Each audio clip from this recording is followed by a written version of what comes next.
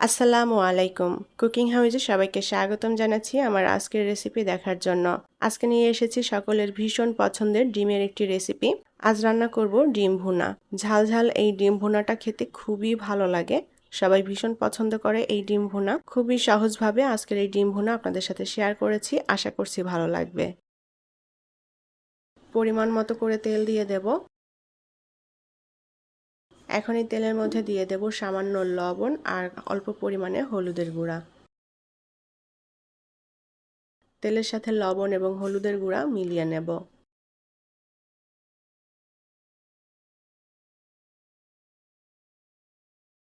এখন এই তেলের মধ্যে দিয়ে দেব আগে থেকে সেদ্ধ করে রাখা ডিম।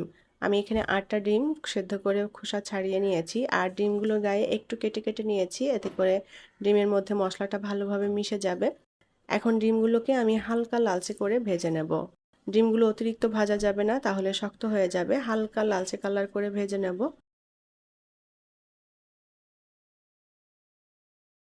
উল্টাপাল্টা করে দিয়ে ডিমগুলোকে ভেজে নিয়েছি হালকা লালচে কালার করে।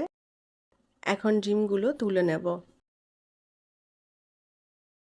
আমি এখানে পেঁয়াজ, রসুন, আদা এবং শুকনো মরিচ একসাথে ব্লেন্ড করে নিয়েছি আর সব মশলাটাই পরিমাণ মতো নিয়ে নিয়েছি।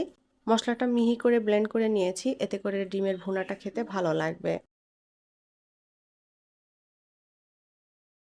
এখন এই মশলাটাকে আমি একটু ভেজে নেব যাতে এর কাঁচা গন্ধ চলে যায়। হলুদের গুঁড়া দিয়ে দেব পরিমাণ মতো করে। ধনিয়ার গুঁড়া দিয়ে দেব 1 চা চামচ। জিরার গুঁড়া 1 চা চামচ। গরম মশলার গুঁড়া দিয়ে দেব 1/2 চা চামচ। লবণ দিয়ে দেব স্বাদ মতো। মশলাটা ভালো করে নেড়ে চেড়ে একটু ভেজে নেব।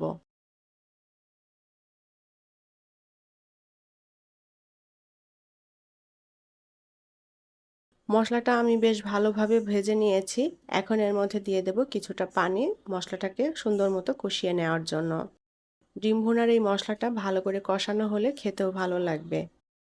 ঢাকনা দিয়ে ঢেকে আমি 3-4 মিনিট মশলাটা কষিয়ে নেব। ঢাকনাটা তুলে নিয়েছি, মশলাটাও কষানো প্রায় হয়ে এসেছে, মশলার উপরে তেলটাও উঠে এসেছে। ডিম ভুনার এই মশলাটাই হচ্ছে আসল মজা। মশলাটা ভালো করে কষানো হলে খেতেও ভালো লাগে। মশলাটা কষানো হয়ে গিয়েছে, এখন এর মধ্যে ডিমগুলো দিয়ে দেব। ডিমগুলো দিয়ে ভালো করে নেড়েচেড়ে মিলিয়ে নেব।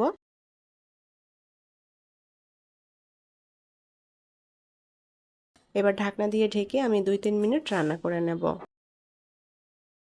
3 মিনিটের মতো ঢাকনা দিয়ে ঢেকে ডিমটা একটু রান্না করে নিয়েছি। আবারও উল্টাপাল্টা করে নেড়ে দেব। আর খুব ভালোভাবে মশলার সাথে ডিমটা কষিয়ে নিতে হবে। ডিমটা মশলার সাথে কষানো হয়ে গিয়েছে ভালোভাবে, এখন এর মধ্যে পানি দিয়ে দেব। ঝোলটা আমি মাখো মাখো রাখবো, সেভাবেই পানিটা দিয়েছি। আবারও একটু ঢাকনা দিয়ে ঢেকে দেব। 3-4 মিনিট পর ঢাকনাটা তুলে নিলাম। ডিমের ভুনাটা প্রায় রান্না করা হয়ে এসেছে, ঝোলটা আমি এরকম মাখো মাখো রাখবো। এখন এর মধ্যে দিয়ে দেব সামান্য পরিমাণে গরম মশলার গুঁড়া। গরম মশলার গুঁড়া দিয়ে আবারও ভালো করে নেড়ে চেড়ে মিলিয়ে নেব। ঢাকনা দিয়ে ঢেকে দেব 2 মিনিটের জন্য, যাতে গরম মশলার ফ্লেভারটা ভালোভাবে মিশে যায়। 2 মিনিট পর ঢাকনাটা তুলে নিলাম। ডিম ভুনাটা পুরোপুরি কমপ্লিট। এখন এটা নামিয়ে পরিবেশন করব। এই ডিম ভুনাটা সাদা ভাত, পোলাও, খিচুড়ি সবকিছুর সাথেই পরিবেশন করা যায়। দারুণ লাগে খেতে। আশা করছি ভালো লেগেছে আমার আজকের ডিম ভুনার রেসিপি। যদি ভালো লেগে থাকে তাহলে প্লিজ ভিডিওটি শেয়ার করবেন। পরবর্তী রেসিপি দেখার আমন্ত্রণ জানিয়ে বিদায় নিচ্ছি। আল্লাহ হাফেজ।